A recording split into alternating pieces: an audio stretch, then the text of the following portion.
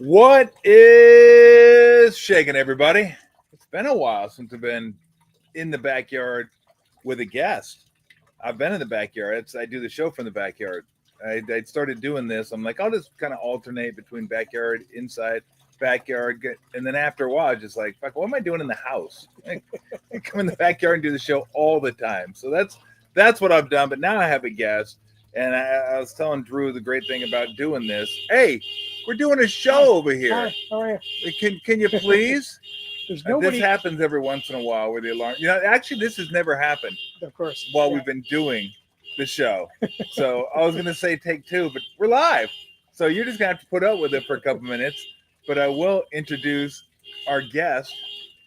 Is it mine? Is it yours? Hey, guest, what the fuck's going on here? You come my over, my alarm's never beeping. going off. I mean, what is going on? There it is. It wasn't mine. Was that yours?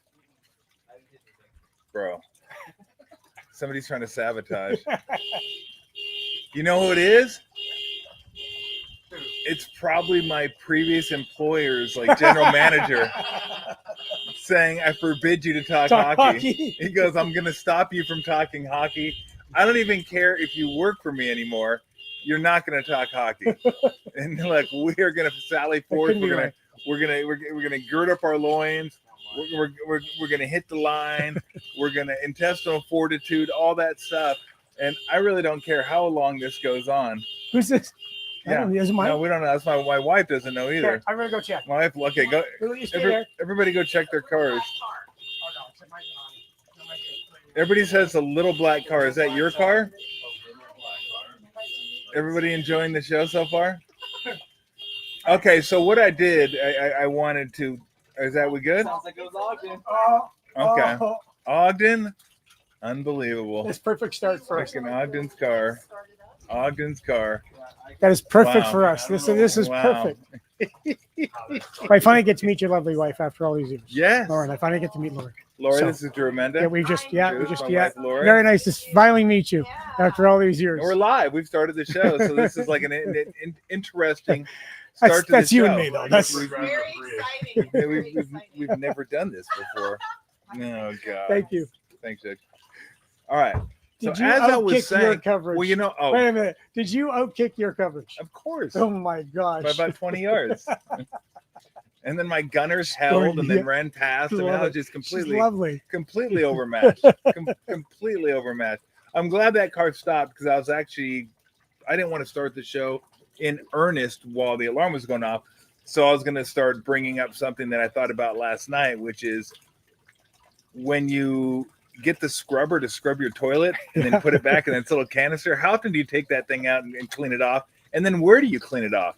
You clean it off. You flush you clean it off in the toilet, but how do you do? Do you just go? So Do you go like this to try to get it off and like swirl it around, Well, or do you like bring a spray? But you don't have a spray hose in there.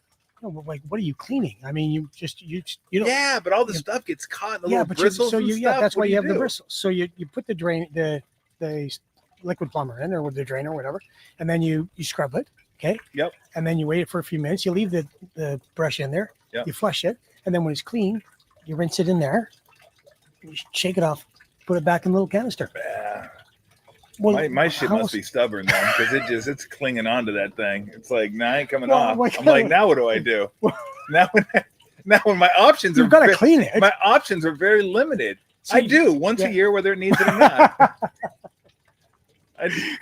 Look, No, you have to make sure that because I always clean the cat box too, the litter box, right? I do the litter box. Yeah, as well. because Well, my son. I does keep the thinking litter to box. myself, yeah, who am I? I'm away 8 months, but I keep thinking to myself, if I was going to the bathroom, would I want my bathroom to look like this, like my toilet to look like the Yeah. litter box if it was so? Why do we always get into these I conversations? don't know, but I got the automatic litter box that scrapes it Oh, forward. well, yeah, of course. So the kitties go in there, Yeah. but the cats come out here anyway. Yeah. And go. So They're a big I man. mean, Yeah. the litter box isn't all that full. And then she comes out, obviously she comes out here and goes. So yeah. You know what I should do? I should probably just get a new brush every like 6 You months. think? They can't be that expensive. They're not. Like, what are you kidding me? We have the same brush that you've Yeah. you've been here for 30 That years. thing's been hanging in for 30 years. I mean, it looked pretty good to me. Probably not under warranty anymore, is it? Anyway, All right, let's get the show How many going. brushes are under have a warranty? For those of you that don't know, Drew Remenda, a color analyst of the San Jose Sharks, joined me for years and years when Ralph and I were doing the show, and we just had such a ball. Love talking to Drew. We actually hosted a show together. We did host a show together. Do you remember the show? I don't. LeBron's draft day. That's right. That's what it was. You brought in a basketball expert to help you out with the picks. That's right.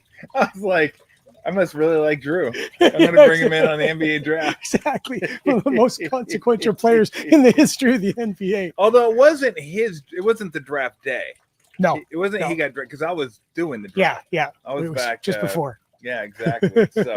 So we're going to talk hockey, and we're hoping to do it every couple of weeks throughout the hockey season. I should let everybody know that if you're watching Drew and I do this show, I want to let you know the show's sponsored by Fieldwork Brewing, the official non-alcoholic beverage of the San Jose Sharks. Is it beverage or beer? I think it might be non-alcoholic beer. Let's go with beer because they may have non-alcoholic beverages that are sodas and all kinds of stuff.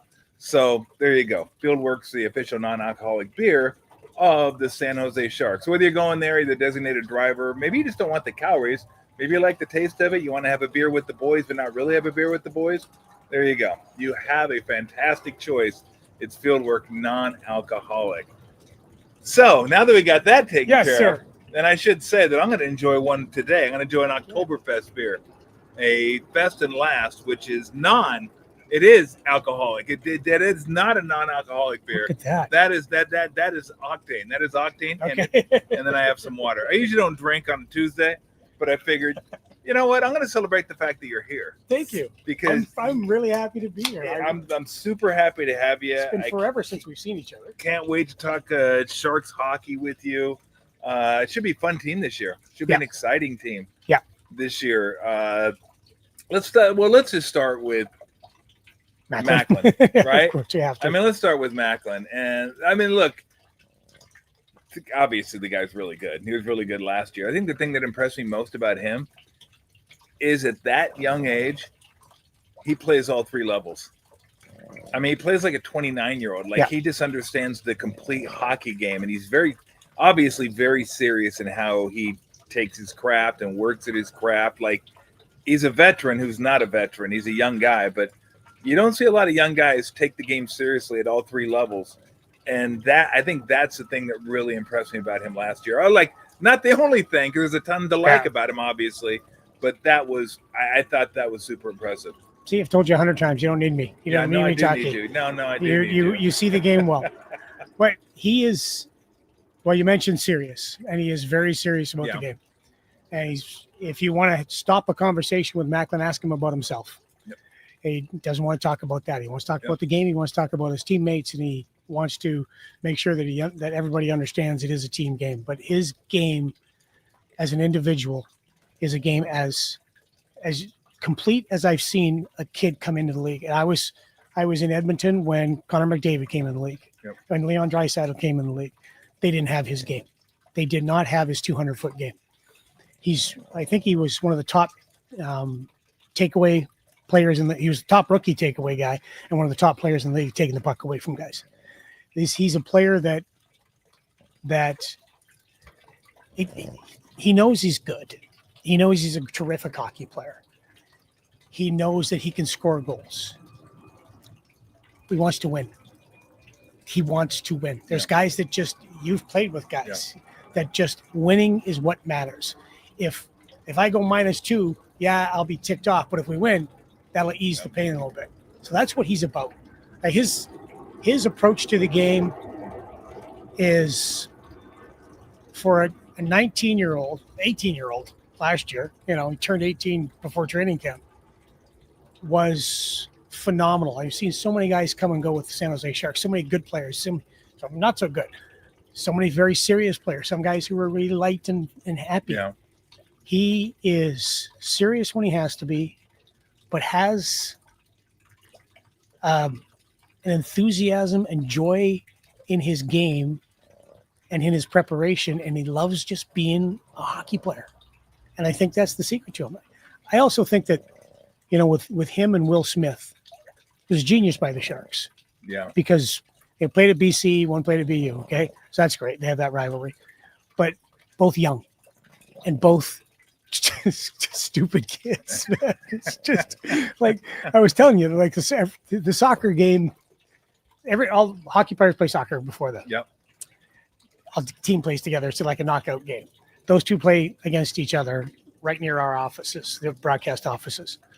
And every once in a while, I got to come out because they're just ringing the ball off the door as hard as they absolutely can, just to get one of us to come out and be like the old man, get off my lawn guy, which of course is me. But like I said, you're the dad in Step yeah, exactly. You're the dad. Jackaloons. Jackaloons. But they are the combination of those two help each other. Macklin is serious. He's serious, but he's fun. It's kind of fun. And I think they balance out each other wonderfully. So when I look at Macklin, the one thing that I look at is he's going to be the captain in 2-3 years, and he's going to be the leader. He already is a leader in this team. So it's so much fun to be around him. There's one incident. There's one issue. I go downstairs to do the interview, the bench interview, because it's so important because you get so much insight on the bench interview before the game. Big time. Oh yeah. You should give me 100%, and just want to make sure we really get away from puck. Yeah. Okay. Yeah. But we got to win the tough puck. Exactly. Yeah, we got to get pucks behind. Got to get pucks deep. Get a lot of shots on net. Get some guys there too. So it's in Washington, and I'm just sitting in the hallway before, because you don't need to go out on the ice that early, and there's music playing, which I couldn't tell you what it was and who it was or anything like that. It could have been Bad Bunny for all I know. And then, like that reference? Do you know a Bad Bunny song?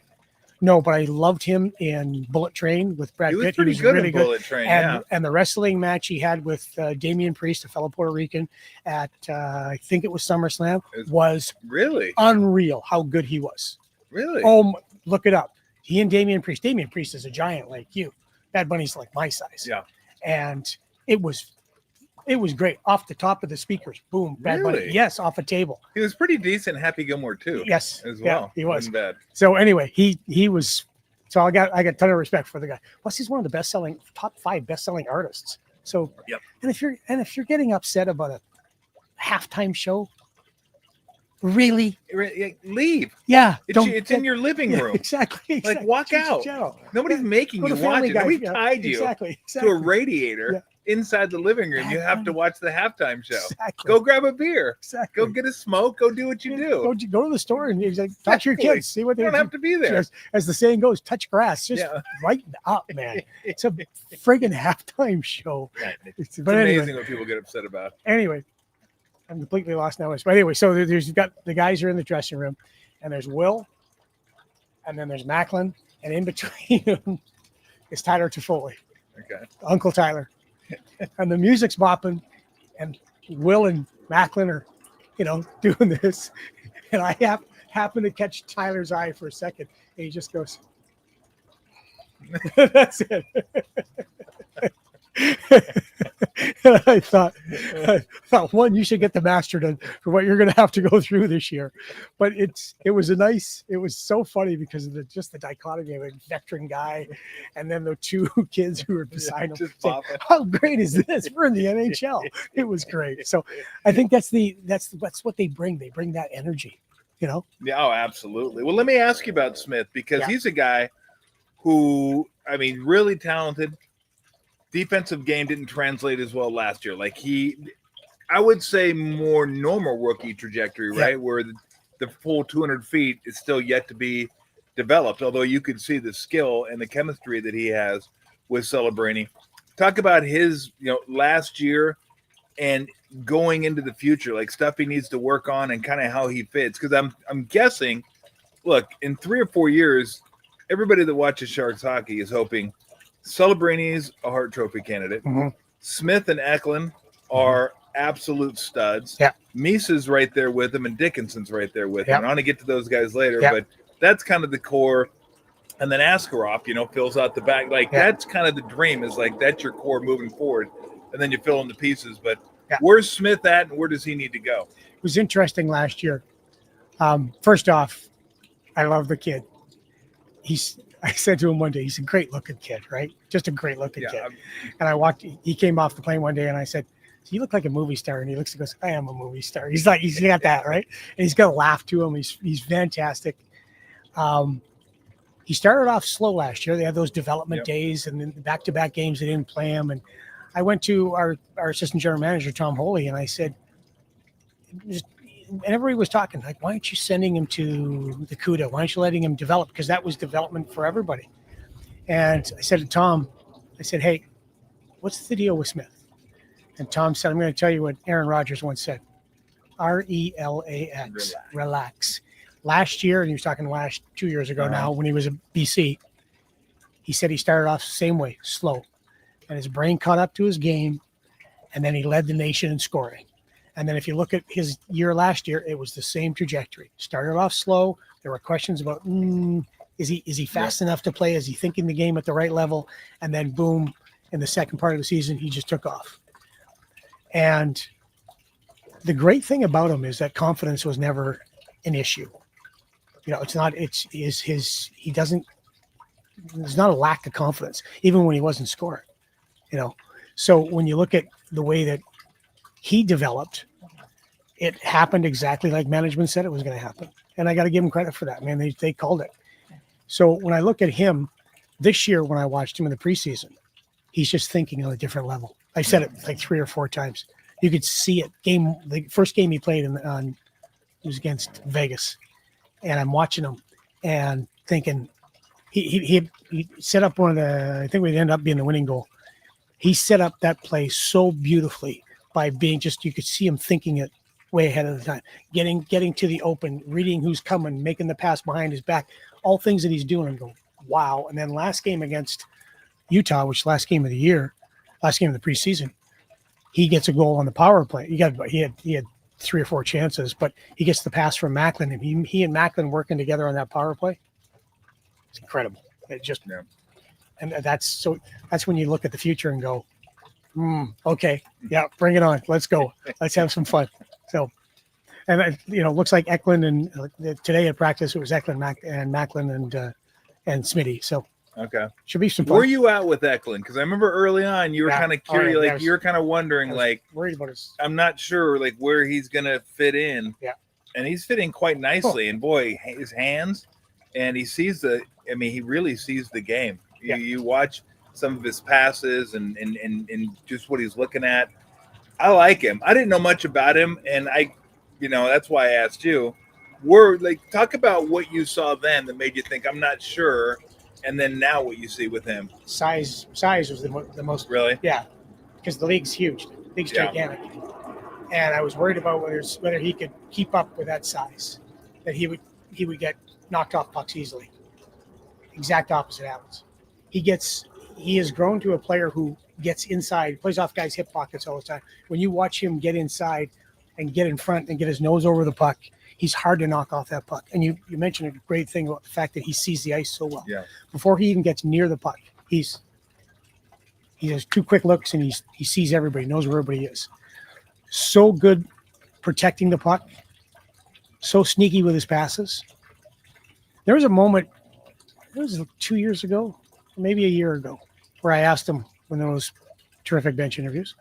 I said, I better stop saying that because they're probably getting good. So I asked him, I said, look, they suck. They suck in every sport. Not good. Every sport, you never get anything. In fact, I'll give you a little story. Who are we talking about? We're talking about Eklund, right? Right, okay. yeah. Just want to make sure we can pick up where we left off. So it was back when I worked at ESPN. They would have in the truck, they'd talk to the coaches, and then they'd have a huge X through it. Do not air, just so they didn't mess up and air something where he's cursing or something. Everything that had a big X through it was actually worthwhile. Exactly. It was like, oh, that's pretty good stuff. And do not air. And then the shit that they would show, I'm like, why are we showing this? Like, what are we doing? Yeah. Which is why when I did my thing with Popovich a couple years ago, I asked him his favorite animal. I'm like, who cares? I go, it's better than something. how's your defensive trend? What do you think in the first? We got to wait to have it. It's just like they're not going to give you anything. But I think the networks think more access is always better. Yeah. It's not. It's like, what do you get from that access? If it's like really high quality, good stuff, then yeah, it can enhance a broadcast. But just going down there to talk to the coach and he's going to say, we just need to work harder. Our shot selection needs to improve. We need to hit the boards a little bit. We need to run the court a little bit better too. All right, thanks. Back up to you guys. Like, well, thanks. I just wasted, 420 steps getting down here to interview you. And now I got to go back upstairs and you gave me, but at least you know what you're going to get. Yeah. At least your expectations aren't high. No, I don't know how many people are like, I can't wait for the bench interview. Although it was fun when Zetterlund was with us. Yep. Zetterlund would always come in and ham for the camera or anything else. He'd come over and go, who are you talking to? And I'd say something and he'd say something back. And it was fun. And then Mark Edward Vlasic every time. So I would do the interview and then I do that Remenda Rush thing where I talked about who we should watch. And he'd just stand there and just hit me with a stick the whole time.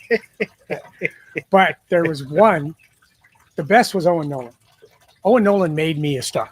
And because it was so I was doing the radio and then they said, okay, we're going to bring Drew down between the prairies and interview the guy. So I came downstairs and I'm interviewing Owen. Okay. And Owen and I, we had a very cool reception with each other, the first one. And I was kind of afraid to talk to him. Yeah. And then he goes, I interview him at the interview. I said, thanks, Owen. Good luck in the second period. He grabs me around the head and goes, Drew was a little nervous doing this today, but I thought he did a pretty good job. And that Ted Griggs was our guy, and he just loved it. But every time I would come downstairs and interview somebody else, Owen would walk by and give me a, cup check. Yeah, all the time on camera. And we are in St. Louis, and it's Game 7. And I'm in Ronnie Stern get put in the game. Ronnie Stern says, hey, I'm going in the game. Can I make sure you say hi to my wife for me? I said, score and I'll interview you and you say it yourself. And he goes, okay. He actually scores. And Owen scores the long one, of course. But Owen walked by me when I'm interviewing Ronnie Stern and cup checked me so hard. You can see me go, oh. And Ronnie goes, he got you. Oh, yeah, he got me. Yeah. It's Game 7, But Owen was the guy that was always the best. That was so much fun. Did it ever occur to you to actually wear a cup? No, but I should have. You should have. Yeah. You should have just thwarted him. Exactly. But mind you, I've been hit with a cup before too. That's unbelievable. Can't get one that small. It's hard to find one that small. Please. I can get a thimble for you. My grandmother was a sewer. I probably have a few steel ones around. That's good stuff.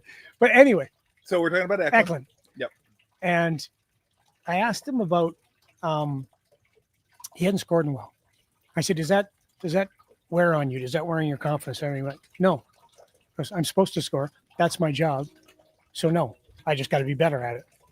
And when he said that to me, it has stuck with me. And I went, that's a great answer. Yeah. That's a kid with mental toughness. It's a kid that knows what he's supposed to be doing. And he knows that he's not delivering. He's not a guy who's, I'm not getting the puck. Or I'm not getting power play time. I'm not getting this. I got to be better. And so when you look at guys that put it on themselves and you like Pavelski, that's the one guy I look at all the time. And then you look at Eklund and you look at Celebrini and Smith, who were out there early and out there late. You go, and I saw McDavid too. It's, you know what? He had the mental game to go, I've got to be better. And he worked on his craft. And that's why he's become so good. A great year last year. Great year. Fantastic year. I mean, again, that's the hope. That's the excitement for the future is the young guys. But it's not all about the young guys. Let's talk about Uncle Tyler and how important he is to this team. Because when this team becomes what they want to become, he probably will not be a part of this team anymore. But he can still have an impact on this team with his professionalism and practice. All the stuff that good pros bring to a locker room. Show up on time, get your work done, be ready for the games, be attentive, be a good teammate, be a winning hockey player instead of a hockey player that goes out there for points for yourself. I try to impart this with every young athlete. Like, if your team wins, everybody looks good. Yeah. If your team loses, maybe only one guy looks good, maybe. Yeah. But everybody wins when you win. So if you could figure out a way, what's your special sauce to helping the team win, you're going to be much better off as a player. But, like, he can impart all those things. He's been a part Stanley Cup champs. He's done all that stuff. Talk about his importance and, like, what he brings to the table, because obviously this is a guy who understands his role here. He's a mentor. He, like I said, he's an uncle. He's just he's raising these guys. They're like cubs. He's like Papa Bear, and he's going to raise them. But he can still play. Like, there's no doubt about that. He can still play. But talk about all that and what he has to deal with, and why, like, he's one of the right guys to be able to do it. Well, with Tyler, because of his background and his resume, and the Stanley Cup championships, immediate respect coming in the room, especially because all the years he played against San Jose and just burned the hell out of us. Yeah. You know, so he was immediately respected coming in. And a lot of times when you see a guy from the outside, you think this about him, and then he comes in and he's not a disappointment, but very, very different. And, you know, he's now maybe not as the guy that we thought he was because he had a better surrounding cast or whatever it may be. Yeah. That wasn't the case with this guy. In fact, he's had his best goals totals last 3 seasons. Huh. You know, keeps scoring 30, 30, 30. I mean, it's just absolutely amazing. The one thing about Tyler is, Tom, he is so easygoing, you know, as far as just when you're just talking to him, the energy. Yeah, don't be scared. I'm not. It's so, Don't be scared. This is so great. That bunny's rolling around right now. Hello, sweetie pie. And yeah, you're right. Loves the chords. I love the chords. Yeah. You guys better make sure those chords don't get you. This show's going to go off the air really quick. That would be you and me for sure. She'll be like, hey, what's up? What are you guys up to? So when you're talking to him, he's very calm. He's very relaxed. You know, he's a guy who has literally seen everything in the National Hockey League, done the ultimate, which was win Stanley Cups. Yeah. He is a guy that commands respect just by who he is, not just what he's done, but who he is. The one thing I love about him, you know, I'm down on the bench during games. When he barks at somebody, you notice. He doesn't bark a lot of his own guys, but if somebody's doing something with Macklin or Will or a ref or something like that, when it comes out, that voice, it's jolting. Yeah. It's deep and it's loud. And it's like, geez, my gosh, who's he yelling at me? So it's really, and everybody snaps their head because it's Tyler Toffoli. You know, it's like when he barks, wow. And that to me says a lot about the individual's gravitas in the room. You know what I mean? Yeah. A guy that, and on the ice with both teams. He's very dryly funny. You know what else is super great about Tyler? Yeah. He's an official spokesman for Fieldwork Brewing. Is he official really? non-alcoholic beer of the San Jose Sharks. It's amazing. He is what actually. You know. Is he? I'm not making that. I'm just throwing it out there. I know that he is. But without Tyler, I'm not sure. Will and Mac would have had the year they had last year. Yeah. Without Tyler. No. And I'm not trying to take anything. And again, he's still putting up numbers. Yeah. Like he's doing this and putting up numbers, which is really, really impressive. I mean, look, when you've won a Stanley Cup, I'm sure there's part of him that would like to be playing for a team that's going to go deep in the playoffs and have a chance to win another Stanley Cup. But he reminds me a little bit of Chris Paul. When Chris Paul went to the Oklahoma City Thunder, when he got traded, I think it was from the Rockets. So he goes to the Thunder, and that was before the Thunder or the Thunder. Yeah. And I'm like, oh, boy. He's going to go from a team that just got through having a chance to win a championship to playing for the Thunder.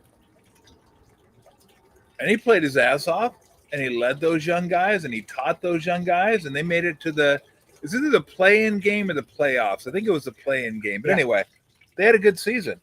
And I was like, I have my issues with Chris Paul, the way he plays sometimes, the flopping and all that. Yeah. But I was like, how could you not have respect for a guy that really wants to win a championship, hasn't won a championship, at least Tyler has, and got so close with the Rockets, and now goes to a team that's rebuilding. Yeah. You could just see him saying, "I don't want to be here. Just trade.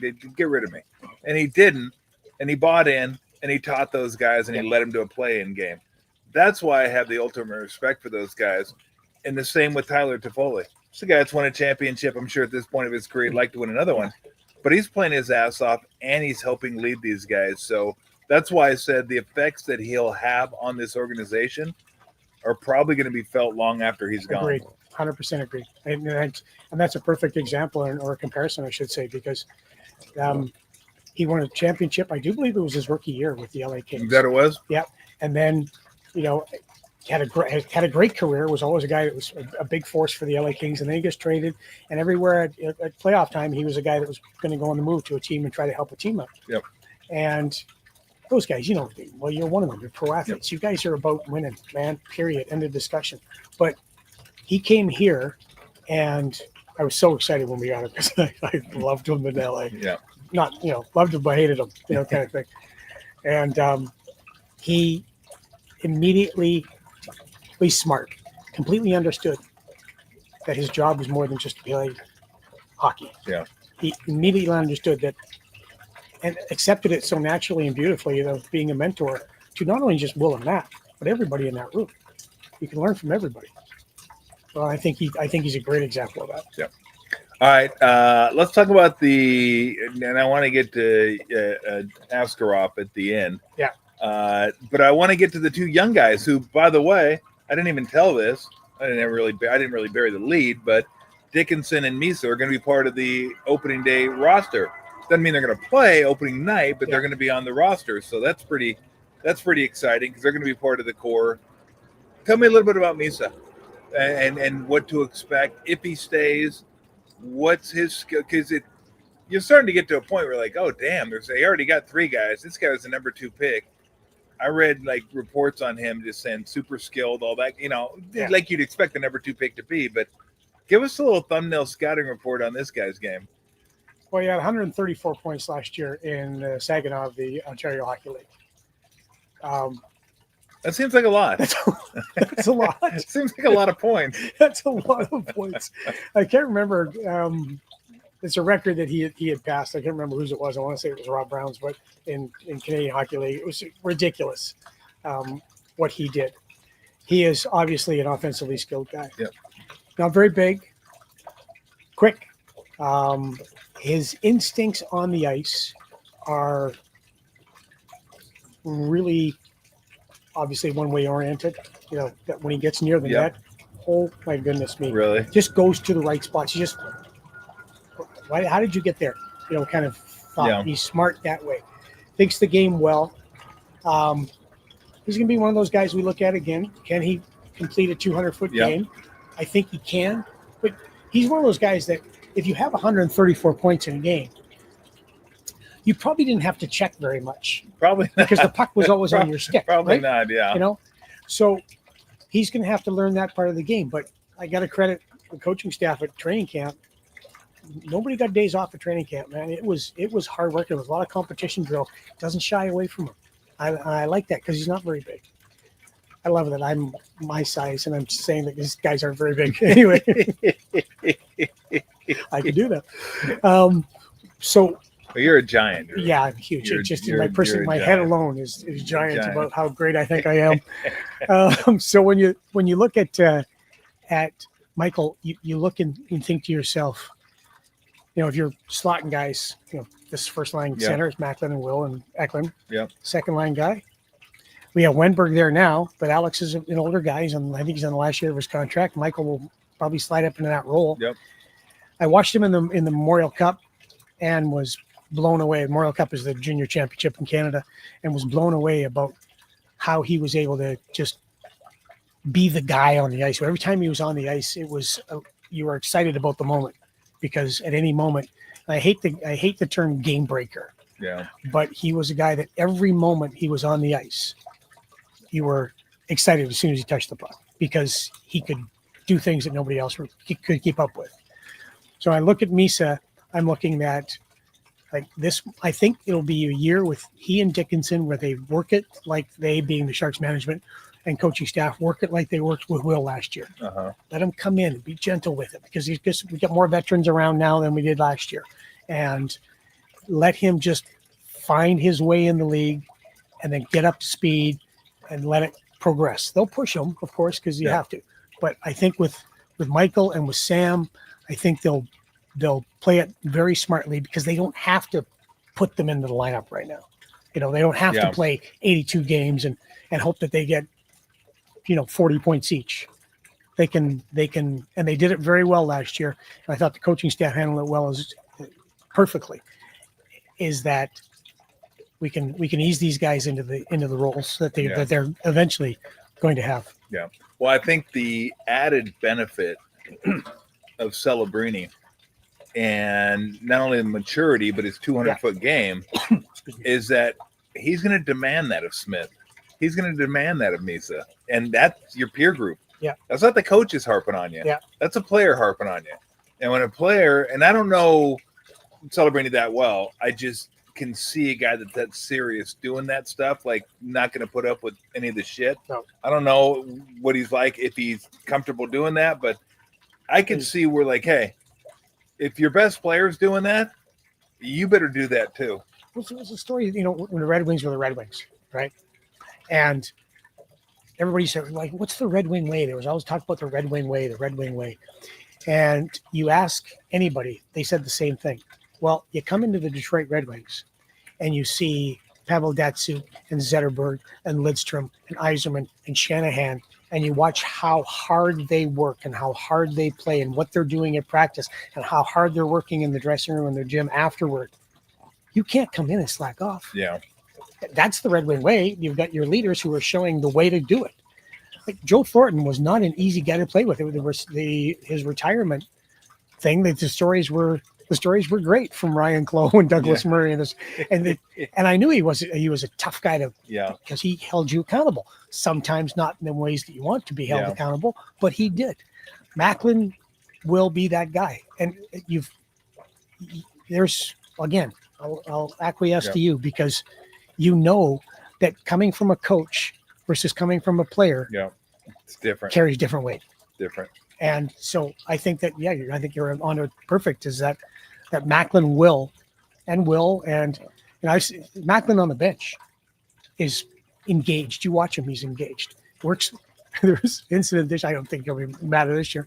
So during the game, Macklin was on the refs about something, and I can't remember who the player was. The veteran player is sitting, because I'm on the bench, sitting beside me.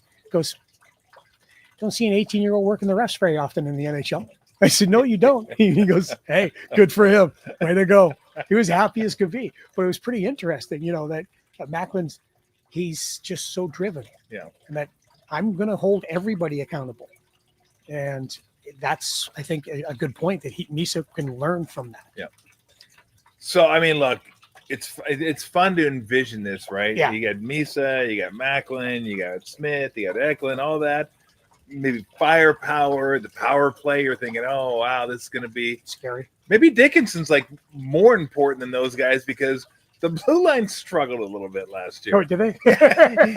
So I've heard. A neighbor told me that. He goes, hey, the blue line, which just wasn't all that. Rebuilding that blue line. And he might be part of it. Hopefully he is part of it. He might be more important. I don't want to say more important because all the young guys are going to be important. But having somebody that you could put in a top pair or maybe even a top four. Yeah. Because really right now, let's be honest. Any of the other guys they have on the blue line right now, all due respect, if it's like a playoff team or like a team fighting for a championship, those guys aren't in the top four of a blue line. How important is him and as Dickinson, and what do you see his path like? What? Because I don't know much about him. Strengths, weaknesses, stuff that you'd like to see from him this year. Maybe a pairing with I guess they're mostly veterans back there on the blue line, but what are things you'd like to see from him this year? Because that's just something that the blue line's got to get better. Well, they have been. I think Mike did a really good job on restocking the blue line. So you still have Vincent Desharnais, 6'8" giant. You got Mario Ferraro, who his game, He changed it last year. Even he just got better. Yeah, Got way I like better. him. I love Mario, and I love his energy. I love the person that he is. But his game, I mean, there's nobody who sacrifices more, puts his body on the line time after time, and just, this is a guy who lost all his teeth in one game. We went to Carolina after the game with him, like he's got nothing, right? There's a dentist convention, I swear to you, at our hotel. Okay, he gets to the dentist. Did they take his insurance? I don't know. I think the Sharks could cover it. He gets the work done, okay, as much as you can to stop. Oh, hold on. There's a dentist convention at the hotel. Well, then he went to it and he gets his. I was going to say what in the Dwight Eisenhower ballroom. He's in there getting his. We were like, his the great thing was we were way out. Like we didn't stay at our normal hotel. We were way out in some way out. Okay, we were driving through the woods in Carolina, going. Okay, so it was not a walkable distance to the ring. I bet it was. He gets it done. I think it was a game later or 2 games later. He comes walking down the hallway. We're in Tampa. He comes walking down the hallway of Tampa, goes right into David Quinn's room and says something, comes walking back out, back in the dressing room. And David Quinn comes walking out, looks at me and goes, guess Mario's playing. He's like, I'm playing. That's all there is to it. That's how tough he is. Wow. So that's what I love about him. That's one of the things that's great about him. And then they bring in Nick Leddy, longtime veteran Stanley Cup champ, John Klingberg, who played with the Oilers last year. They've got guys that are NHL vets, again, like Tyler and Barclay Goodrow, and the forwards with young guys. Same thing here. Shakir Mukmadulin will be able to learn. Playing with Dmitry Orlov, who's a hell of a defenseman, and Dickinson will learn from everybody. Again, watched him in the Memorial Cup last year. His team won at the London Knights. He was dominant. Was he? He can bring the puck up the ice. He can make that first pass. But when I watch him play, and it's interesting when you think defenseman, you got to be able to skate backwards and you make sure. When you watch him play, you watch how many times he is coming forwards to check a guy. Like it's a hell of a lot easier to skate forward than it is backwards to try to catch the guys in the league. He's aggressive and so smart in his skating that the way he angles, he stops any attack before it happens. Now it's preseason, so you try not to get too excited about it because you're playing against certainly most people on your same level. But even playing against Utah, who had most of their guys in, and then playing against Vegas, who had all of their guys in except Dorofeev, he was not out of place. He played up to speed. He was tough in front of the net. He's a guy that moves the puck well, skates well, gets aggressive, and gets up the ice. So I look at Dickinson, and you're right. You look at that core. You look at those guys. Dickinson is part of that core. He's again another kid that you talk to, and you think, how old are you? Like, you're supposed to not be this mature. You're not supposed to give me, but he was also in a championship organization from the London Knights. That's the Hunter brothers, own that and coach that. And he said playing for the London Knights did a lot for him as a person as well as a player. So, all right, let's get to the goalie. Yeah. Yaroslav Askarov, who came from Nashville. Greer gave up a lot to get him, right? And it wasn't just them. There was a bunch of teams that wanted him. Yeah. They ended up getting him. And the scouting report I read on him was, this is something you hear from like football, basketball. They called him a freakish athlete, which is weird to hear from a hockey goalie. Like, what? Like, they got a hockey goalie that can dunk? Well, that's not doing me any good. But they said his feet are incredible. Yeah. They said the question was his hands a little bit, and what's he going to have in front of him to help him out this year? And we don't even know if he's going to be in that game one or not. Yeah. But give us the thumbnail on this guy, because again, all I've heard is this guy could be like a stud. There's a lot of guys that could be, should be, would be that never are. Yeah, I was going to be one too. Yeah, I've heard that about you. I read your scouting report too. They said hopefully my wife didn't give it to you. Anyway, no, they said if he was better at everything, he would have made it. Exactly. It's exactly right. My only problem for not making it, I didn't have any skill. Exactly. Yeah. And they said if you were a better skater, stick handler, you had better vision, tougher. Better thinker, although you were tough enough. I was tough enough. You were tough enough. Yeah. But you weren't able to get to the tough areas No, to be because tough. I was back. You were there. Everybody was gone. They dispersed by the time you got there. In fact, the Zamboni was already You out. were 3 strides late. I'm here. Wait for me. On a good day. I'm coming. Don't you go anywhere. So this is like if he hits, Yeah. right, and these guys hit, then you're like, okay, we're golden. Right. We're starting to rebuild our blue line. We got our goaltender of the future, and look at all the weapons we got. It's funny because we talked so many times throughout the years, and this was after the Sharks run. Yeah. How just not dynamic they were, right? They just weren't. No. They didn't have any playmakers, just did. Yeah. Now they do, and now you get a chance to watch them grow and see where that goes. So that's taken care of.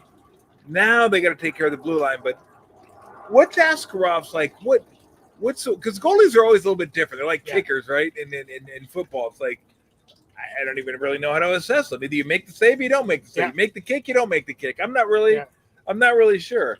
But what's his like scouting report and what's his like ceiling possibly? First off, he is the most upbeat, positive, smile on his face every. Is he really? Yeah. Last year during the game, when there's a couple of games that he got to play. Yep. I've got the monitor in front of me. Okay. And at breaks, he'd come to the bench, get some water and towel off and everything else. And then he'd look and go, I'd be looking at a save from his and he'd go, you know that guy? I go, yeah, he's good. He goes, yeah, he's really good. I think he's really good. He's talking about himself because he's watching himself on the monitor. He's always smiling. He's always upbeat. Watched him. I did the CUDA games last year too. Yep. When I couldn't went to the playoffs. They went to the playoffs and I broadcast those games. 6 games and they were injured beyond injuries. Like, the fact that they won the first round is amazing. Then they got it out, but they won the first round on him and they went against Colorado.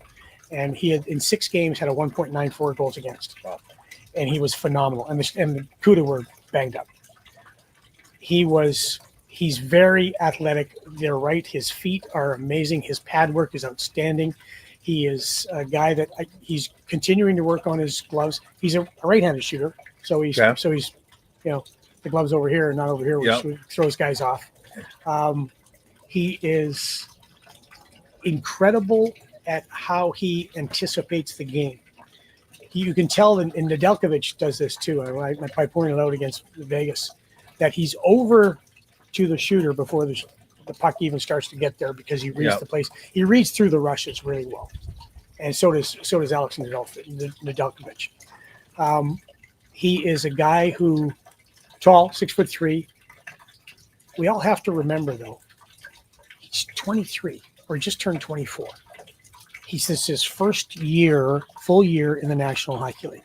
That's why it was so smart of Mike Greer to bring in Alex Nedeljkovic, veteran goaltender, solid goalie, no problems with him, no problems with his attitude. I mean, what a great guy he is and smart. And so you don't have to, again, heap all of it on him, on Yarrow. Yeah, you're right. Yarrow's the future, without a doubt. But because you got Nedeljkovic and Yarrow's Yarrow, you have a great competition there. I believe in competition for every spot. I believe you have to earn your ice, earn your starts. And Yarrow doesn't think that he has to carry the load. You know, I think he knows he's got a good partner, a guy that's going to support him, but a guy who's going to also challenge him. Great goaltender coaches. Geez, we got Ryan Miller, we got Evgeny Nabokov, and you've got Thomas Spear. You've got a great trio of coaches and people that understand the goaltender position. You know who in the first couple of years, you know who our goalie coach was? It was me. So I'll take that. No. Yeah. You know how many times I played goal? 0. Yeah, exactly. My dad played What'd goal. you tell him? Stop that if you can. So good luck. You know what? Yeah. How come you didn't stay? I don't know. I don't know how they didn't think how'd you lose that title? I don't know how they didn't think that I mean, come on, that's as basic and easy as it gets. Jeff Hackett to this day will just probably think I probably shortened his career by about 2 or 3 years. You killed Hackett's career. He's such a wonderful guy. He goes, I had no help. None. Yeah, none. So he's got a lot of support, a lot of help around him. But with Yaroslav Askarov, the one thing that you hope for is not to live up to the hype. Yeah. Make your own hype. Yeah. You know, because everybody's talked them up and talked them up. Nashville doesn't make very many mistakes drafting goalies. They've had great Yeah. goaltenders in their career, in their existence. But Yaro's got enough support around him where if he just learns and listens and has better people to play in front of him playing for him, and he does have that this year, that he is going to be what we think he is, which is a top-notch NHL, can maybe take you to a Stanley Cup one of these days goaltender. Do you think your goaltending coaching ability, could you have even killed Brodeur's career? Yeah. Oh, yeah. Easy. You think yeah, so? Oh, yeah, 100%. Oh, Yeah. man, that's Yeah. amazing. You know what? So Jeff Hackett, I love Jeff And Hackett. Watt, too? You'd have killed his career? You could, I don't like, think anybody basically killed killed Patrick's career You because he think was so Patrick's pretty high okay? on himself. Yeah. I know we're going to see you at the Islanders, Patrick. As I say it with love. Like I think ego gets a bad rap. I do. I think ego gets a bad rap. Yeah, I think so, too. Yeah. If you're playing in professional sports, you better have a strong ego. Yeah. So Jeff Hackett, what we do after practice is I would shoot on Jeff Hackett.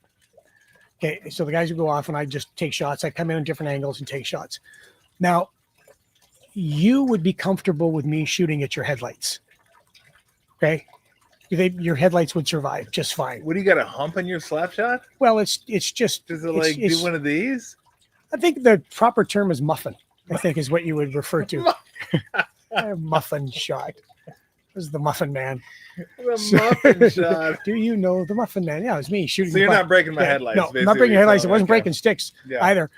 And so it was like for Hack, it was like being in, AA baseball and facing those pitchers and then going to major leagues and facing Nolan Ryan. Yeah. I think I screwed his timing up so badly. But mostly with Hack, he's like looking at the pucks. What are those? What was what that? Are those? Oh, thank goodness that didn't hit me. I can't believe you're those the who can't do those. coach. Yeah, for a year I was the goaltending coach, and then we brought in Dave Pryor, who was a really good goaltending coach. But the only thing I had to do with Hack was just talk to him. Just talk to him, and he was because another guy, just all you guys. Did you ever say I'm sorry? Yeah, every time, every stinking time. Got him a new contract. I'm sorry, did you? Oh, hey, you weren't that bad then. I'm sure his play had something to do with it. But. No, you're the coach, though. Exactly. That's right. You got it done. I did video. Assistant coach. I was on the ice. Assistant coach. I was at that time the travel secretary because we didn't have anybody traveling. So it was not like now. And I was a part-time goalie coach. And the thing that probably sunk me more than anything was being the travel secretary.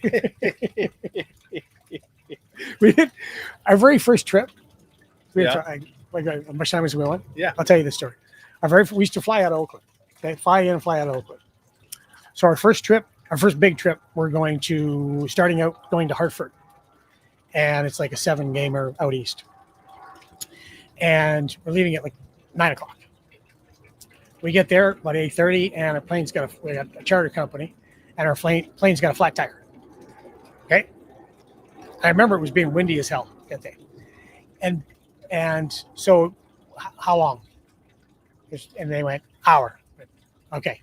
The guys got about an hour, and they were all at the FBO hanging out.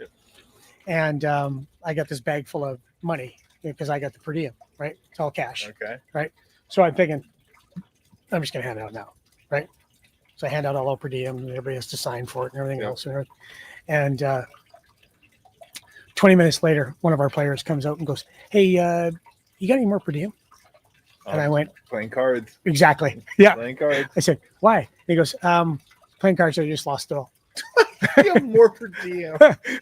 We always had extras. And I was like, "Don't tell anybody." So we're doing that, and then we're waiting. Doug Wilson's our captain at the time. Doug Wilson comes around the corner and goes, "Where's Woody, our trainer?" Okay. So why? We've been there now 2 hours. Okay. 3 hours even. I said, "Why?" He goes, "Paul Fenton, one of our players, just collapsed, hit his head on the table. We got it." And I was like, because Doug Wilson was always playing jokes. I went, "Willie, not in the mood." And he goes, "No, really." And I look around the corner and Paul's out. He went, took a drink of water, stood up, and then just went down. Now, Paul Fenton works for Florida. He's got a couple Stanley Cups now, but later on in his life, we found that he had a heart problem. Oh, Right? wow. Yeah. So then, but anyway, so we get an ambulance, we send him away. We say, listen, call Brenda Will, who ran everything for the Sharks, and get you back on the road, meet us on the road somewhere. He met us back at the FBO. He came back after because we were still there we didn't leave until like 5 o'clock our time. 8 hours? 8 hours there. Oh. So it got to the point where Dennis Hall was our color commentator. He actually took a jack from his car and walked out to the plane. I'm going to fix this. And Dennis, I don't know if that's going to work. But anyway, so we get to Hartford and we land at the airport. It's like 3 or 4 in the morning there. Okay. We've had a long day. And there's no buses for us and we can't get off the plane in Hartford. You can't get off the plane until your bus is there. Okay. And Bob Murdoch is our associate coach. And Bob was, how come there's no buses? And he's looking at the stewardesses on the plane. Why didn't your company call people, tell them they were going to be late and everything else? And I went, Mud. There's no cell phones in 91. That's probably on me, bud. It's probably on me. So we got to phone the bus company. I got to go in, phone the bus company. Okay. On a landline, of course. Get them to come out for us. We don't get to the hotel until about 5 or 6 in the morning. We didn't win. We only 3-2 lost, I think, at that game. So we actually took it as a positive. So that was probably that job probably was the one that sunk me more than anything. That's a terrible. There was that incident, and then we were in Vancouver. Get everybody set up, of course, and everything else, and then go up to our rooms. Then later on, Dean Lombardi calls me, our assistant general manager, to say, hey, because he was meeting us in Vancouver, he goes, can you meet me? Because meet me downstairs by the lobby because I need my per diem. I went, yep, sure. And I get up and I look around my room and I don't have that per diem bag anymore. I can't find it anywhere. And I was like, oh, I don't have that much money in my bank account. I was only making $40,000 a year or whatever I was making back then. And I go downstairs and I am white and scared because it's Dean. And I went, Dean, I've lost the extra per diem. I don't know what I did with it. I must have left on a bus or something. But here, take my per diem. And he goes, you mean this per diem bag? I had left it on the lobby desk. Got everybody, yeah. I just left it on the lobby desk and I just walked away. And when Dean came, Dean went, the people at the desk said, hey, one of your guys left this here. And they went, yeah, I got it. So they thought, you know what? We should probably hand that job off. Drew's busy. Yeah, he's got video to do with things. Yeah, exactly. It's so funny because travel is so different now, right? It's so different. Even back when I was playing for the Magic. This is probably back in the mid 90s. We're chartering by then and all that kind of stuff. But it's still completely different now. So we're flying from Miami to Orlando. Played in Miami, going home to Orlando.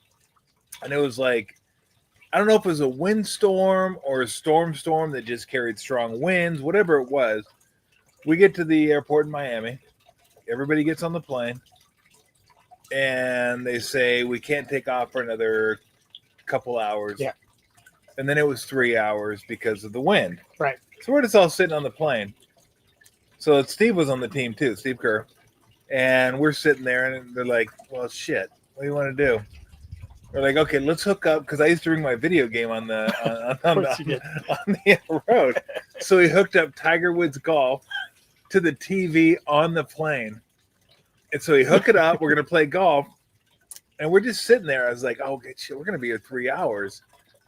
And it was funny because Matty Gukas was the head coach. Yeah. And we didn't have beer on the plane, but he had his own beer in the back. And the door was closed all the time. We called him Henry Weinhard because he had his private reserves. I'm like, what the hell's going on? How come, why do they get beer in the back and we don't get any beer? So we're sitting there. We get Tiger Woods, got the game all hooked up. And I look out the window of the plane. And I go, oh, shit. I go, look, across the street, there's a 7-Eleven. No. Yes. I got off the plane, went to the 7-Eleven, got a 12-pack. Might have got 2 12-packs. I think so. Brought him on the plane, and Steve and I sat there and played Tiger Woods golf and drank Coors Light. Is there any way now you can leave the airport, grab beer, just go back, and get on the plane? No, like that would never ever. I'm walking across the okay, here we go. Got the silver bullets. We're all good, and we sat there and played Tiger Woods golf for like three hours. That is awesome. Oh my god, that was we laugh about that all the time. I think it was funny too because we're drinking, and then as the flight was like landing, we had a beer, and maybe we had beer sitting out or whatever. Yeah. And again, your coach is drinking in the back. It's like you're drinking, exactly. So he comes out. And they didn't do it in front of me. He asked Scott Skiles, who we sat at a table with when we were flying. It was me, him, me, Steve, Scott Skiles, Jeff Turner. And I guess Matty asked Skiles, he goes, hey, when did you guys start having beer on the plane? And Skiles goes, about time Tom got here. I was like, you son of a bitch. You got your own beers back there. Sell you out there. You son of a bitch. See, I was going to say the problem you had was they assigned you Link Gates when you were an assistant coach. Wilson. That was Dougie Wilson. Was it Dougie? Yeah, probably shortened his career. Did I ever tell you Link Gates was over my house playing NHL 95 hockey video games? When? Back when the video game came out. No, maybe it wasn't 95. It had to be 91. Yeah. Because I got traded from the Warriors in 90. We're not traded. Yeah, when we released in 92. So it was 91, 92. And he knew somebody. He knew everybody. Who helped to get a car. Yeah. He helped get my car from here to Orlando. Yeah, sure. Guy ended up being a scumbag. Shocking. He went to a Fridays or whatever restaurant. And Judd Bushler happened to be there. And Judd goes, hey, that car looks like Tommy's car. It was my car. He drove it for like 1,000 miles before he shipped it off to Orlando. I'm like, this guy. I was like, are you kidding me with this guy? Yeah. And that looks like Tommy's car. He goes, oh, yeah. He goes, I saw Tommy's car. I wanted to get like a similar model. Yeah, like really similar. Oh, he's like an probably, exact model. Yeah, exactly. Like if you open the glove compartment, the exact car. My name is on the registration. Link was something though, but he had all the skill. Everything. He loved to go out at night, man. He had the body of a Greek god. He had the beautiful mullet going in, blonde hair mullet. He could shoot the hell of the puck. He was a great skater, toughest guy I've ever seen in my life. Super tough. You go back in that first year and watch him fight Probert by our bench. Yeah, I remember that fight. Jeff Hackett's on the bench and he is like, he's so excited. It's unreal how good that. I talked to Dave Lewis, who was assistant coach after that, and he went, Gates can fight. He was assistant coach with Detroit. And he goes, that Gates can fight. I said, yep. And just phenomenal. But unfortunately, he had those issues, you know, the mental health issues, the addiction issues. If there would have been a player assistance program, maybe that could have saved him. Doug Wilson tried to do so much for him. Yeah. But he could have been as a hockey player, just from his skill level and his abilities and his toughness, legendary, but in a positive way. Unfortunately, you know, we all know guys that have gone through that. You know, we all have family members that go through those very at times insurmountable. And for him, it was insurmountable. He couldn't shake it. Yeah, boy, it was interesting. You know, we talk about Dean Lombardi, how smart Dean is and was about the game and about players. Our very first meeting is at 10 Almaden in San Jose, and we're sitting around the table and we've got a few scouts, but it's all the coaching staff, training staff, and Dean and Jack Farrar and Chuck Grillo as well. And we going through the guys, and they're just telling us basically this is what this guy's like, and you know we don't quite know, you know, new coaches coming in, and he goes, and they come to Link, and he goes, Dean goes, I guarantee you, gentlemen, we will spend more time talking about Link Gates than all of our other players combined. If we get it right, it's going to be phenomenal. If we get it right, if we're able to help this kid and we do it right, he is going to be one of the best players in the league. And I knew Link from the junior, and didn't know him, but I knew about him from junior, and I went, really? But he was right. He was right about as far as what he could have been. But unfortunately, a lot of love for Link, though. Yeah. A lot of love for him. Felt bad for him. Yeah, sometimes, just it's hard for people to climb out from the shadow. Yeah, really that is. they're in. Some can, some can't. All right, before I move on to a couple other hockey topics, give me best case scenario for the Sharks this year and what has to go right for them to achieve that. And then worst case or maybe a top 3 pick again, which actually isn't worst case. Yeah, Gavin McKenna. Gavin McKenna is going to be the number 1 guy. He played Medicine Hat last year. Yep. Had a 51 game scoring streak, point streak. Wow. Yeah, phenomenal. Never been done before in the Canadian Hockey League. Holy cow. Went to because the rules changed where Canadian hockey players now in the CHL can go play NCAA, even if you play the year of Tier 1 junior, major junior. So he went to Penn State. Penn. They said it allows him to, first of all, he had the season that he had. It allows him to expand his game, play against older players. Yep. But in the Canadian Hockey League, Western Hockey League, Ontario Hockey League, and the Quebec Maritime League, it's a league where a lot of great players have come from there. A lot of great Sharks come from there. A lot of Joe Thornton, Patty Marleau, Connor McDavid, Leon Draisaitl, Sidney Crosby, Nathan McKinnon. They're great players that come from that league, right? That's where we got them all. But that's a business, that league. It is on the bus. You're playing 72 games or whatever it is, and you're playing every other day, and you're traveling and you're eating at McDonald's, and it's a tough, hard life, but it does prepare you for the rigors of the NHL. In college, in the NCAA, look at Macklin Celebrini and Will Smith or Colin Graff or those young players. You play 2 games a week on the weekend. You get to train 4 days. Your facilities are mostly amazing when you go to those college facilities now and what they get to work with. And you live the college life. It's pretty appealing to guys who have been riding the bus for a long time, right? Yep. So, but Gavin McKenna went to Penn and he's going to be the number 1 guy, they say. You don't want to get him, but you want to get him. You know what I mean? Yeah. But so best case scenario for the Sharks, obviously at this point, and you're like a professional athlete, obviously before the season starts, you're thinking, we got to make the playoffs. We make playoffs. So best case scenario is playoffs. Realistically, what has to happen? Everybody has to hit. Yep. Everybody has to hit, and everybody has to have career years. Yep. Period. And we have to have a little luck. Yep. The problem is when you talk about playoffs, you look at, okay, who are we jumping over? Yeah, there's some teams out there that are, you slow your roll for a second or two. You're not quite there yet.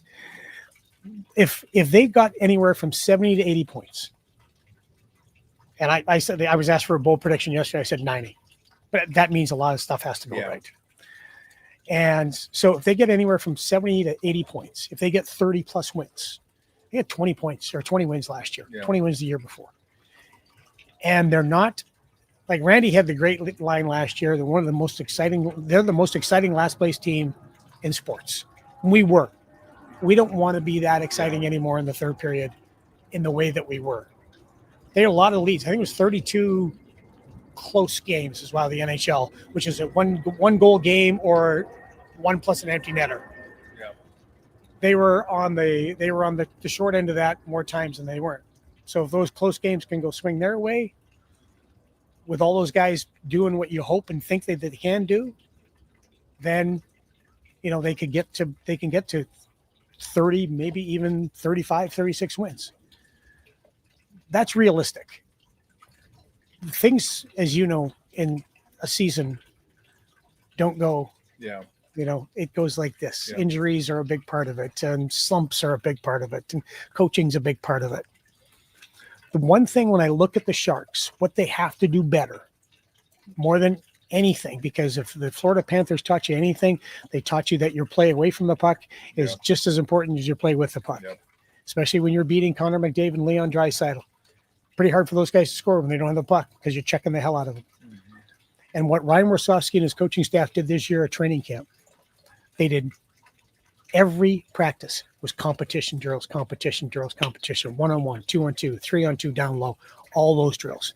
And they've put an emphasis on checking. Like Ryan's come up with the 4 C's of, connectivity or connected, competitive, care, and I can't remember the last one.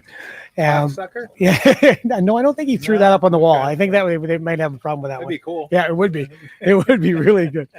But I know to Deadwood. Yeah. It's the great TV show, by the way. Timothy Oliphant is one of my favorite actors. Great. Him and Ian McShane. Yeah. Fantastic. Fantastic show. Did you ever see the story on that he tells on Rich Eisen's show? Yes. Great about the story. kid? Yeah. Yeah. Great story about the kid. Yeah, the kid. Fantastic. So if they're able to check, you've got to have everybody. Yeah. And so what you saw in the preseason games was how hard the forwards were coming back and helping out, and how the defense was standing up. They've got to be able to check in the third period that they didn't do it. Weren't able to do it last year. Yeah. Because everyone wants to score. Nobody, when your kid played hockey and he came home after the game, the first question you asked was, did you win or lose? Second question you asked, score any goals? Yeah. That's it. Nobody said, my son came home and I didn't say, were you plus or minus? Were you able to check that other centerman you were playing against? No. Did you score? Everybody comes to the rink wanting to score. Yeah. It's the hardest thing to do in the NHL. But everybody can check. Everybody can check. If you have the right angle, if you're quick, if you're on your toes, if you're reading the play properly, if you're physical, if you're willing to take some heat and take maybe a little shot in order to get inside and play off the hip pocket, everybody can check. So if you want to have a team identity, be a hard checking, tough team. We're a copycat league. Florida checks like crazy. Yeah, they do. Yeah. And they're tough to play against. That's how the Sharks have to be. And their stars check. Yeah. Their star. Yeah. Check the Barkov's shit the best. Barkov is the best 200 complete foot player in the game. And unfortunately, he's hurt, but he is phenomenal and how good he is with and without the puck. But number one thing with him is he sets the culture of that team and the identity of that team by checking like crazy. Yeah. No doubt. That's how the Sharks have to play. Your top guys have to be like that. All right. A couple things. You brought up the Panthers. Yeah. And I hate preseason football, baseball, spring training. Warriors. I don't even watch Warriors preseason unless I'm doing the games. Right. To me, it's useless. Yeah. I don't learn anything from it. Apparently, I'm going to have to start watching Lightning and Panthers preseason games. How in the holy fuck do you have 300 plus penalty minutes 365 in a preseason game? And the game that preceded it was over 200 penalty minutes between those two. Yeah. What is going on between the Lightning and the Panthers? It's preseason, fellas. First off, sign a few ex-Sharks and ex-Barracuda. If you watch that game, the 365-minute penalty game, this is like the second shift. Aaron Ekblad's going back for a puck. It's Scott Sabrin, who played for the Barracuda the last couple of years. And I love Scotty Sabrin. I love the way he plays. He comes flying down the ice, misses the check on Ekblad. Ekblad still goes down. Ekblad turns up and looks at him and goes like, what? What are you doing, kid? Cross check in the face.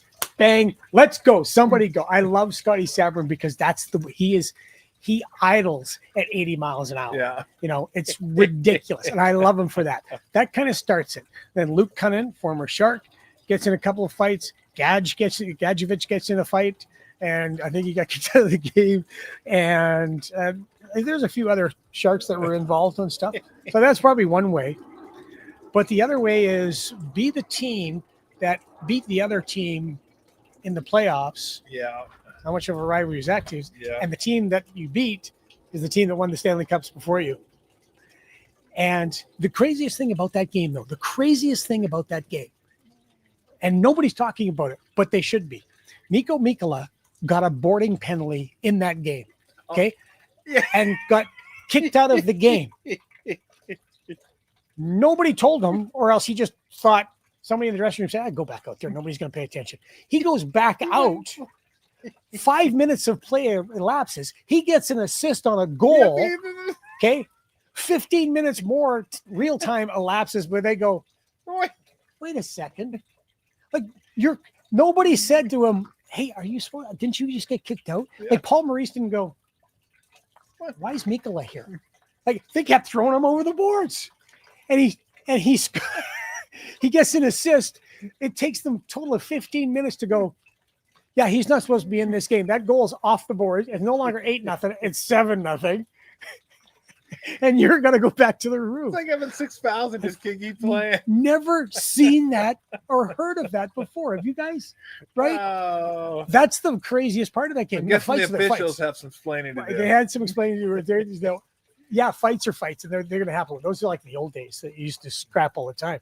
But that's kind of calmed down. But those two teams, no. But Mikkola coming, or just deciding, nope, I'm not going. You're not the boss of me. I'm staying.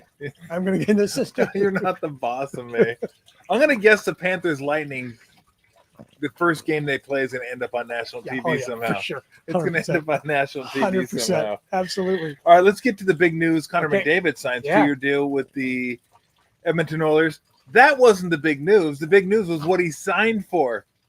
The same exact total is what he made last year. 12.5. Yeah. I mean, you want to talk about a guy that just wants to win and wants to win like with that organization. Talk about doing an organization as solid. And they have no excuses anymore. It's like, you better fill out this roster the best you can and get this guy some help. What does that mean? I mean, what did you think when you saw that? Because usually everybody's out to get the most they can. And I'm good not for you. I'm not mad at that at all. Go get it. That's what everybody does. These are short careers. Yeah. And like if he doesn't get hurt in 2 years, he'll be up again. He'll get it then. But still, the $10 million, $8 million, whatever it was that he cost himself over the last, that ain't coming back. No. That's a guy that's committed to. What did that say to you? Because I was like, wow. Not only did he want to win, he wanted to win there. Yeah. So first off, he signed for 2 years at $12.5 million each, which is far below what he could have got because he could have got max. Well, now what do you think he could have got? 16, I think, whatever 20% of the cap is at that time. I hope he's going to be okay because living in $1 million a year US in Edmonton, I know it's tough. That being said, what he's done is, as commissioners like to say at the draft, Edmonton, you're on the clock. Yeah. Because Leon Draisaitl signed an 8-year deal, if I remember correctly, 8 or 7 last year. Everybody signs those long deals. Yeah. Which by the way, I'd never sign a guy to a long deal like that. I know it's the thing, but it's hard to be hungry when you're full. I know. So he signs that, and Stan Bowman, the general manager, said it was the most interesting contract negotiation they ever had because it wasn't a negotiation at all. It was a discussion with Connor bringing a bunch of questions and a bunch of tell me what we're doing discussions, and tell me your plan, tell me your goals, tell me who you're looking at, tell me what your plan is to win a championship here. Help me win a championship here. Now, I was in the league when Connor came in. I was in Edmonton when Connor came in. I talked about Macklin. Connor wants one thing, that's be a champion. Period. End of discussion. He wants to win his trophy, no longer wearing a tuxedo on a stage. He wants to win his trophy sweaty, hurt, bruised, bleeding with his teammates. He is ultra competitive, ultra talented, and he is no dummy. You know, he's got good people around him, but he's told Jeff Jackson, who was his agent when he first came to the league, and now Jeff is president of the Oilers.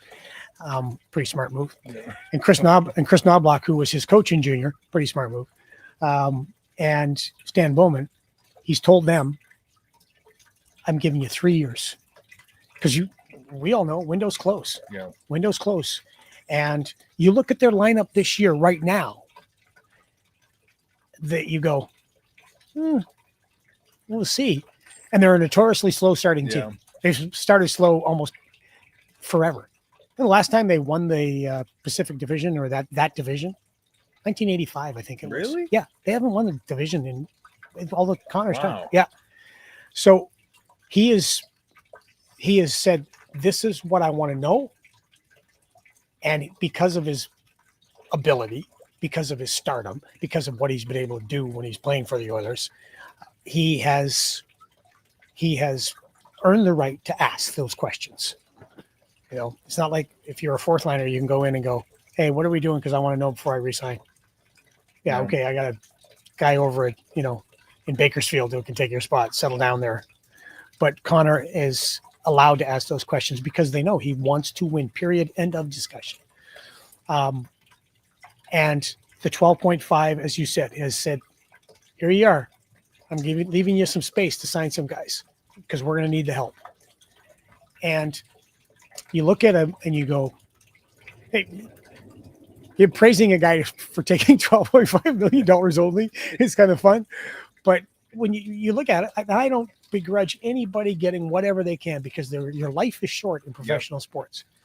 But for him, I think more than anything, forget outside the league and the peripheral opponents, inside that room and in that organization, he has just said, I'm from Missouri. Show me state. Yep. Show me what we're doing. And he has sent a message. It's about winning. It's not about points. It's not about how much your contract is. It's about winning. I respect the hell out of the guy. Yeah. Yeah. So Sidney Crosby end up the year with the Penguins? that's a great question.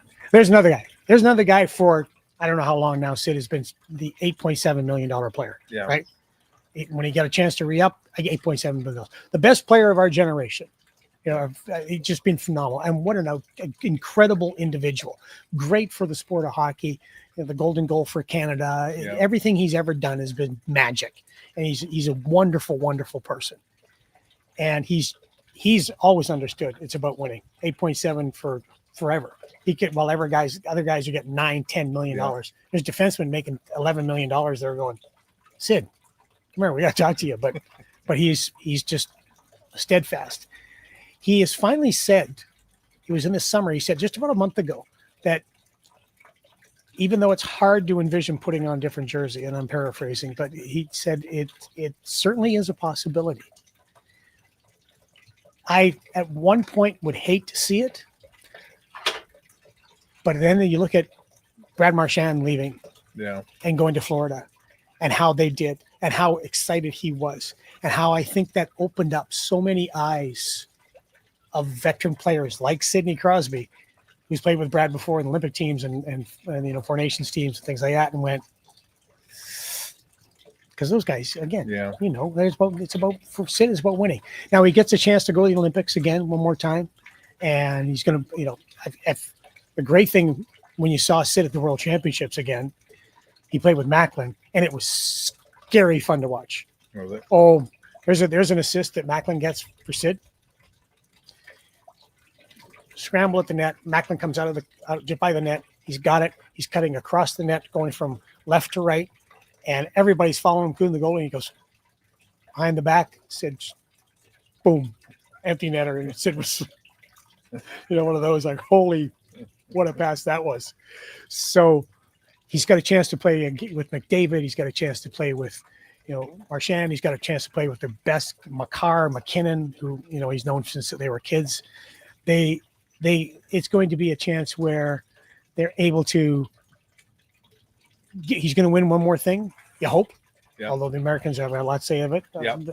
That you look at it and go, he could probably leave and go to a top team. And there wouldn't be anybody, I don't think, anywhere, including the fans in Pittsburgh, who didn't go, good for you, Sid. You've paid us everything you've ever owed us. Yeah. You paid us back in spades. So good for you. So you said best player of the generation, better than Ovechkin? Yeah. Okay. Yeah. Now, as I said earlier, scoring goals is the hardest thing to do in the National Hockey League. Yeah. And nobody has scored more goals than Alexander Ovechkin. But for me, as far as leadership, 200-foot game, consistency, overall ability, I'm picking Sid over Ovi all the time. Yeah. Yeah. What is, since they're in the same division, What does Mitch Marner's addition mean to great the? question. He's pretty good. He's What really good. does he mean to the Knights? That's a great question because that's what everybody's looking at the Knights now and going, that's it. They got what they need. Did Really? Because I've seen Mitch in the playoffs. And Patty Marlowe, Joe Thornton, I know he's your friend. I know he's your buddy. But his team's been able to win since he's been there, since Austin Matthews, John Tavares, Riley have been there, and Nylander. They won one playoff round, and that was their first playoff round in, 23 years? They have been fantastic in the regular season. Like, you look at his numbers, and you've got Hockey DB, Yep. His numbers are extraordinary.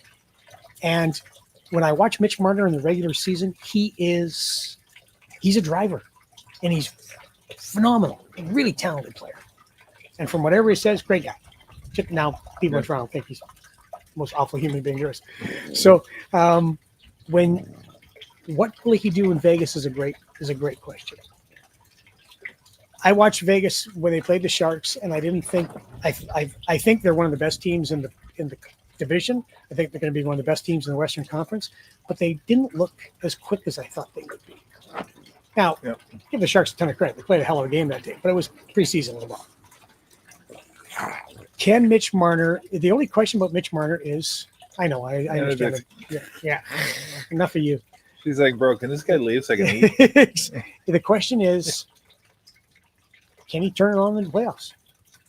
Period. Yeah. Can you turn it on in the playoffs? Last year during the playoffs was they got knocked out. I think it was Game 7 against the Panthers where he lost his mind screaming like they pulled a Travis Kelce at the bench, right? And I'm thinking to myself, dude, I understand the frustration. I don't really hold athletes accountable for during games or after game, right after games, saying being emotional. But at that moment, look in the mirror, dude. So I don't know what he can do, but he can be a guy that can maybe make the change or give the Vegas Golden Knights that extra little pop offensively. But again, we talked about what wins it. Yeah. The Vegas Golden Knights, Petrangelo's out. He says he's going to try to come back for the playoffs. I don't know if he can. He's a huge part of that team. Defense wins championships. Do they have enough guys in that back end to pick up that slack? I don't know if they do, and I don't think they do. Yeah. So when I look at it, Marner will get his points, and their power play will be one of the best we've seen. It'll be dynamic. They were phenomenal last year. Their penalty kill wasn't. Yeah. So when I look at Marner, he will be a guy that's going to get his points. He is going to be a star in Vegas. They're going to absolutely love him. But in April, that's when I want to see, have you learned anything, Mitch? It takes guys a while. Yeah. It takes guys a while to learn. Like when I was in Edmonton, Jordan Eberle, hell of a player in Edmonton. Hell of a player. In the first playoff series he played, he was red rotten, invisible. Okay? That summer, I get asked on an Edmonton talk show. And you know me, every once in a while I should know to shut up. But no. You don't. No, I don't. You don't. That's why we love you. Yeah, it really helped me out in Edmonton. I'm so happy to be back here. And they say the host, I don't say he set me up. He just asked me a question I could have answered a hell of a lot better. Basically asked me, who would you trade, Ryan Nugent-Hopkins or Jordan Eberle? I went Jordan Eberle, like that. And then I went on to explain why. Now, Michelle, my lovely wife, and been together for 42 years and been married for 37 now. She doesn't really listen to me and never. No, that's why you can tell we've been together for 42 years. Right, exactly that long, because she doesn't listen to me. But she was sitting in the chair because it was on the phone, and she just did this. And I should have known then where she went. I'm talking about an Edmonton Oilers player on Oilers Now, it was called, and I'm not being the most complimentary guy. Yeah. And after that, I got a call from the PR guy, which is never good. Yeah. Then I got a call from the general manager. And then I got a call from the head coach, who's one of my friends. That's how quick word traveled. Okay. And it stuck with me forever. Later on, Jordan did get traded. Got traded to the Islanders. Yeah. I didn't pull the trigger on the deal. And then he went to the Seattle Kraken. He's played over 1,000 games in the National Hockey League. I can't remember how many points, but it's a respectable amount of points. He's been in the playoffs, been really good in the playoffs. Okay. And as he is playing, and then after these years have passed, I'm watching him going, Remenda, you don't know about the game. You don't. You're as dumb as they come. And it stuck with me forever. Like, it stuck with me. Last year on the bench, near the last game of the year, Seattle's in town. And Jordan's a Saskatchewan guy. Like, I know Jordan, he comes to the bench after Seattle's beating the hell out of us. And I said, hey, I owe you an apology. And he looks at me. It was during the game, late in the game. He goes, what? I said, I owe you an apology. Can I talk to you after the game? And he went, yeah. So I go around after the game and I see him. And I said, I owe you an apology. He goes, what for? I said, back when I was in Edmonton, you were in Edmonton, first playoff, and I told him the story. And he looks at me and goes, first off, you're paid to give your opinion. He goes, second, I don't listen to that show. I said, yes, I know that. But also to your first part, I'm paid to give an opinion, but I'm also paid to be right and be accurate. And I wasn't. And I felt bad, and I felt bad since then. And he looked at me and went, it's like, you've been holding on to it this long? I went, yeah. I said, because you're not the player I said you were. Yeah. You're 10 times, 100 times better. You're a complete player. You just played over 1,000 games. You're a great leader. You're a wonderful guy. And I said, I feel bad that I said that. And he shook my hand and he said, it's fine. And I appreciate you coming over, but you didn't need to. I said, yeah, I did. I did need to. But it shows you that these guys, like any pro athlete, what they are now isn't what they're going to be in 2 years, 3 years. Your first playoff series, like Marner's been in a couple of playoffs now, but your first playoff series isn't going to be it's rarely going to be your best playoff series because the intensity picks up, the physicality picks up. You got to play hurt. There's a lot of pressure on, and momentum means a lot. And you have to learn, like anything, you have to learn. Sometimes lessons learned in pain are the lessons best remembered. Yeah. So when I look at, say, like Jordan Eberle, that first playoff to where he is now, you go, he's a different person. He's a different man. He's a different player. But you can't judge a player just on that playoff or maybe two playoffs. But now Marner's starting to get judged on, okay, now you've made your move. You got out of the spotlight, which is Toronto, it's tough for players. Yeah. And now you've gone to Vegas, which is everybody loves it there, and you signed the new contract, and you've got the surrounding cast. Have at it. Yeah. Well, so who's had the better career after 10 years, Nugent Hopkins or Eberle? That's a great question. Because if it's Nugent Hopkins, then you weren't wrong. Yeah, but that's a you great didn't have question. to say it like that, though. No. That's what got you when you went. Yeah, just that's where you went. Yeah, arrogance. I'm gonna be a jackhole and go. Yeah, exactly. You could have said I'd trade him, and this is why, because of money. You could have said good player, but if you're asking me between the two, I'll go him. But you made it seem like that's a no-brainer. Right, Get this guy out of here. You're assuming that I'm smart, though, and I try to give you the benefit. You do, which I appreciate, but I'm not. So that's why I said it like I did. Because look, we all try to help the less fortunate, okay? And I'm doing my part. You have. Thank you very much.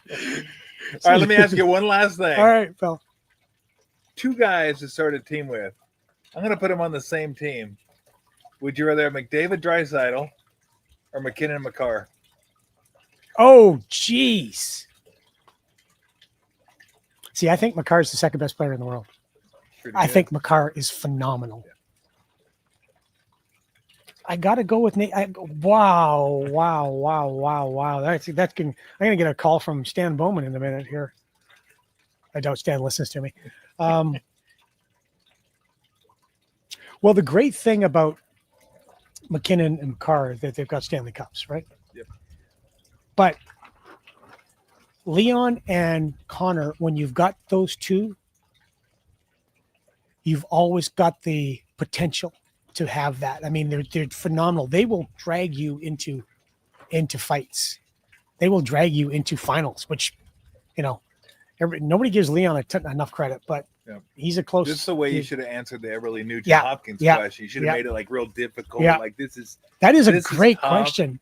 Now I'd go McKinnon McCarr just because you get two great players and you get The defense part. one offense, one blue liner. The defense part is what gets me. Now, whatever one you took, I'd gladly take the other two. Yeah, no kidding. Yeah. I'd be totally happy with that. But for me, for me, I'd probably go McKinnon McCarr for the simple fact is I got a defenseman there. Yeah. And you have to have defensemen. And the best defenseman in the world. Yeah, and a phenomenal hockey player. So smart. Yeah. McKinnon, he needs to dial down the kicking the shit out of his own players, yelling and screaming at them all the time.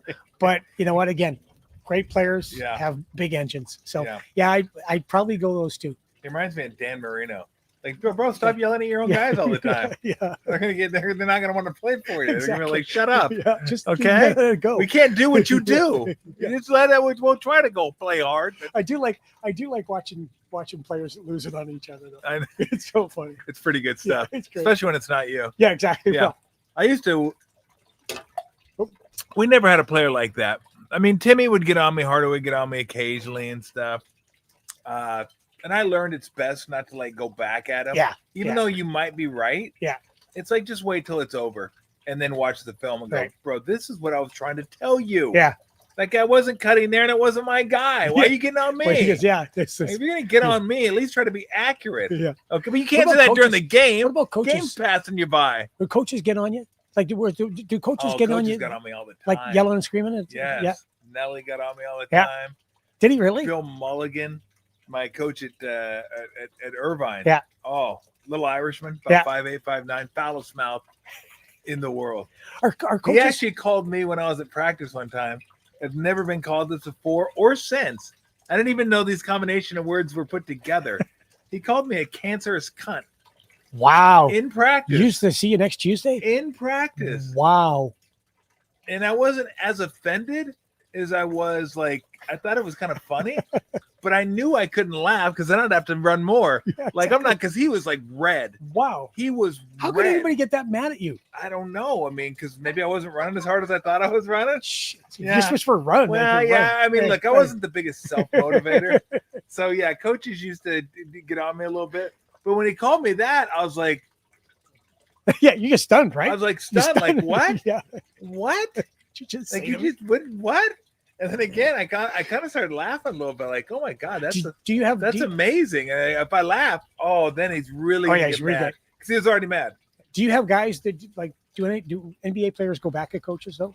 Like, yeah, chirp out. Well, not me. Yeah, no, not me, but Mully did. Yeah, certainly. Mully would. Yeah, Timmy might a little bit. Yeah, the stars will. Yeah, I mean, just watch Steve Kerr and Draymond Green. Yeah, are exactly. you kidding me? Yeah, exactly. Those guys bark at each other all the time. I mean, he did. Him and Steve, it's funny because him and Steve are a lot more alike than Steve and anybody else because Steve has that fire like Draymond has. Yeah. Former player. But like Steve loves coaching Steph because Steph grew up in the game. His dad played. Obviously, his brother played. Family's all athletic. His mom, his sister. But he can be coached. Like he'll let you yell at him or whatever, and he's like, okay, I got it. Yeah, I got it. Let's just go take care of it. Draymond, on the other hand, is going to curse back at you, yell back at you, and then Steve will get back at him, and then he'll get back at him. Like, but I couldn't. Yeah. Like I couldn't do that.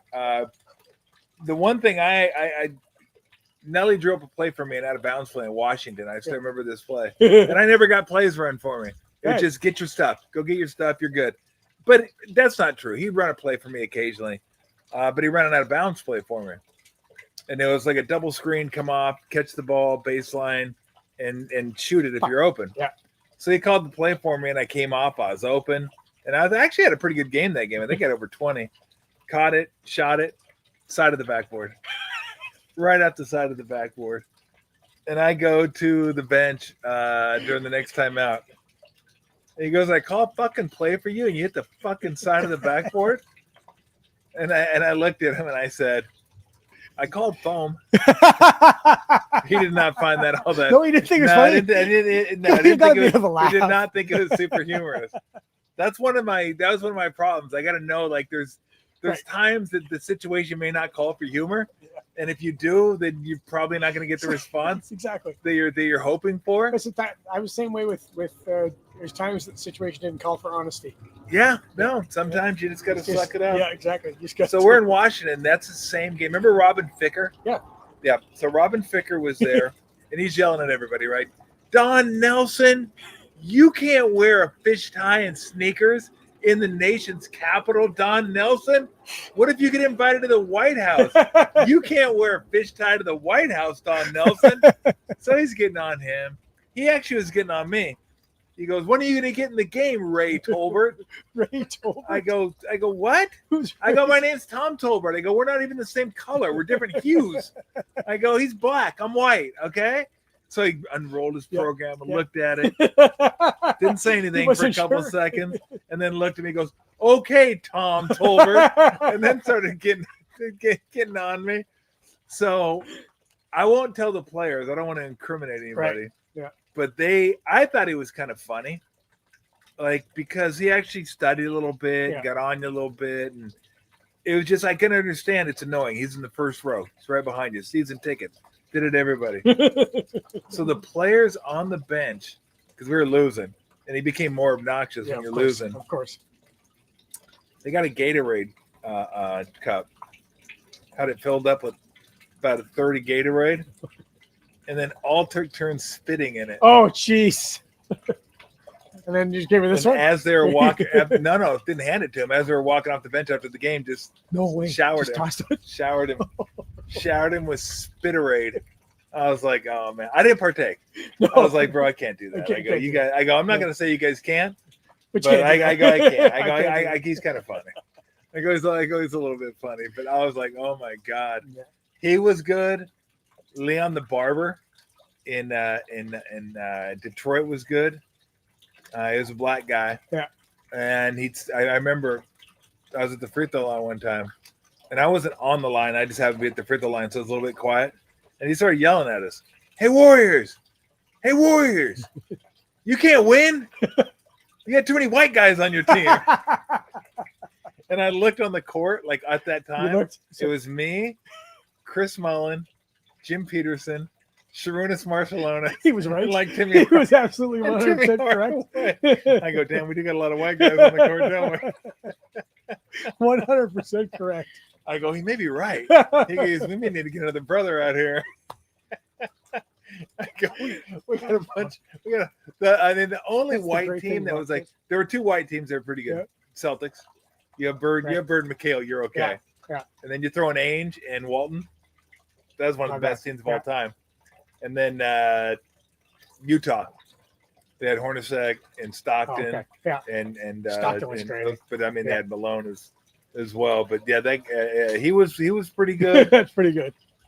But most of them are just like, they think heckling is like, let me just scream vulgarities. Obscenities. Yeah, exactly. Yeah. It's like, try to come up with something. Yeah.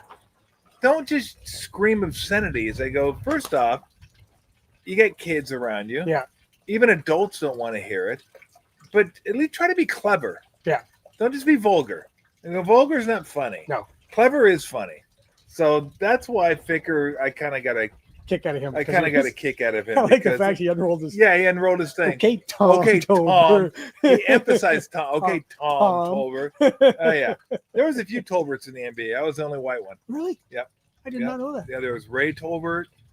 I want to say there was one. Was there one more? Maybe it was football. There's Tony Tolbert. Tony Tolbert. Although Matt Tolbert played for Minnesota Twins. He's white. Mike Tolbert was a running back for the Chargers and the Panthers. He was black. I have a cousin right now, a brother from another mother on the Cowboys, Jalen Tolbert. Right. Yeah. Right. So yeah, I have a bunch of cousins out there. Cowboys, nice. We're all related. Very so nice. There's a few. There's a few Tolberts out there. Thank you so much for coming out. Hey, my pleasure, man. This is so nice. I mean, I can't wait to do it. So Drew and I are going to do it throughout the course of the year. I can't wait. I love watching hockey. I love talking hockey. Former employer didn't think so. Well, guess what? Former employer, fuck you. I can talk hockey all I want now, and either you can listen or not listen. Well, I don't really care. Yeah, exactly. We're gonna We talk love some hockey. hockey. So did I do this? Did I do the 7-year-old where I rolled you the did. fingers? Yeah, I didn't even do this. That's a Canadian thing. Is it really? Yeah, to roll the fingers. Yeah. That's just so. It's like 7. Remember when you're first learning how to do it? Yeah. And you almost got to take your fingers and peel them down like a banana. Yeah. And then you take your thumb and go, oh, I got to hold them You go out like that. Fuck you. Right. Yeah. You're like 7. Yeah. I gave my. And then when you first learn how to do it, you go, oh yeah, I'm gonna pull that out of the holster all the time. Like, look at this, boom, boom, boom, boom, boom. I gave my brother. Well, I don't know how old I was when I gave him the finger, and my grandmother saw it. My grandmother, old Scottish woman. Oh. And I couldn't run away quick enough. My grandmother would be in a rocking chair. Okay. And she started doing this, and you had to go, right? Because she needed to get a boost up. Okay. But once she got the boost up, yeah. Did she catch you? Oh yeah. Yeah. I'm surprised I still have a finger. Yeah. What'd she do? Yeah. She let me know because we had Did she take a ruler to it or something? No, wooden spoon. Wooden spoon. Yeah. Oh man. Yeah. Meanwhile, my brothers are in the background. My brothers beat the crap out of me growing up, right? Okay. Beat the crap out of me growing up. And my brothers in the background and laughing their asses off. It's like they started it. I got in trouble, which is usually what happened with the baby of the family, right? So anyway. Now, when you got punished when you were younger, did you get spankings? Oh, no. We got beatings. They took it to another level. Yeah. Dad was a big fan of Spare the Rod, Spoil the Child. You know, he had. I don't know why I'm laughing at this. Okay. Maybe it's not funny, but honestly, it is to me. I could tell you stories where you could understand why I'm such a psycho now. But there was. We'll get into it next time. Okay. It's a long story about how I, why I'm even wearing a Bruce Lee t-shirt. I was going to ask about the Bruce Lee t-shirt. He was my hero growing up. But yeah. I'll tell you the story next time we talk. All right. Okay. You got to remind me. Yeah, I will. Yeah. Remind me. It's a long story. Yeah. And look, I don't want anybody out there thinking I'm a huge fan of child beatings, but it was a different time. It's a different time, and it was if everything turns out okay, like it's 40 years later, then I'll laugh. Exactly. Right. Yeah. And there's no psychological damage. And look, I got spanked when I was younger, and look how we turned out. Exactly. Perfect. What could go wrong? Perfect. I think more children should get spanked today. Look at this. Look at this. It works. I'm telling you, it works. Are you kidding me? I learned. We live in a humorless society now. They don't get irony. They don't get sarcasm. That's a great thing, though. If I can, I don't give a shit anymore. Are you kidding me? I don't care. Proof that you brought me out to be on your show that you don't give a shit anymore. Yeah. I'm gonna get a shirt. Bring back spanking. And just a bare ass on there. Those will sell like hotcakes. I still think there's a place in society for corporal punishment. That's just me. It works. You say it doesn't, I say it does. Everybody wants to negotiate shit now. I don't want to fucking negotiate with an 8-year-old. No. Okay? I don't want to have to debate with him. I don't want to have to. It's like peace treaty time. You're a okay? grandpa now, right? Yeah. Okay. Now, Mr. Tough Guy, because I know what I'm like. No, I wouldn't. Yeah. I would never do that. How soft are you? I'm super soft. Yeah, me too. I'll be honest. Yeah. I was kind of soft as a parent too. So I didn't spank my kids. I spanked them twice, and I was like, my dad was right. Yeah. I thought he was full of shit when he said this is harder on me than it is on you. I'm like, what are you talking about? I'm the one getting my ass spanked. What are you talking about? I was soft. But I couldn't. I didn't have the stomach for it. My granddaughter now, when she was, her thing is now, because she's got the wrapped around her finger. Yeah. She comes home. We go to the toy store, and so this last one we're in Walmart, and there's this Stitch doll that dances and talks and everything else. It's like $100. Okay, and she went, Papa, I want this. And I went, why should I buy you that? And she looks at me, and there's like people in the aisle, and she goes, because I'm your granddaughter. Right? Oh, you got me on that one. That's a great answer. Right? So I am so soft. My boys who are 28, they laugh hysterically now at how soft I become. They said it didn't start with Rosalind. I started with George, my puppy. Yeah. And then after that, it's like I'm just over the top marshmallow now. Yeah. Yeah. I mean, look, my dream died long ago. What I ended up wanting to be, I wanted to be, I dreamt of being the grandpa who was Clint Eastwood in El Camino or Yeah, Gran Camino. Yeah. yeah. Gran Gran Torino. Torino. Yeah, that's what I wanted. Like that's how I envisioned myself. Yeah, me too. I'm too soft. I'm I couldn't not. pull it off. No. Like I wanted to be that guy. I wanted to be that guy. Yeah, where I they're wanted to be scared, that he just where they don't doesn't want to be give a around shit. you. They're just Yeah. scared of you. Yeah, I'm not God, that guy. but I'm just soft. Yeah, me too. I really am. Because if my granddaughter asked me for that too, I'd get her the same I damn was like, thing. I didn't even hesitate. Same damn I thing. got home. Michelle looked at me and went, "How much?" And I went, "You don't want to know." Yeah, And she was just like, "Okay, Grandpa, Papa." it happens. Are you Papa or Grandpa? I was Papa. Well, I'm Papa. I was Papa, then Grandpa. Yeah. And now I'm Papa again because I got two. Yeah. Because Camila's 5 and Kai is 1. And Kai's great name. Kai's just starting Yeah. to spit words out now. And so now I'm gonna have to go through it again. But again, I just The greatest thing in the world, man. My Again. father used to say, if Bruno and grandkids were so much fun, I would have had them first. And he was absolutely correct. make corporal punishment great again. All right, let's get out of here. All right, buddy. Drew, thanks, man. Pleasure. I appreciate Let's it. do it again. Again, Drew's going to be doing it with us a couple times a month. Talk a little Sharks hockey. And again, Drew Remenda, this show was sponsored by Fieldwork Brewing, the official non-alcoholic beer of your San Jose Sharks. Take it away.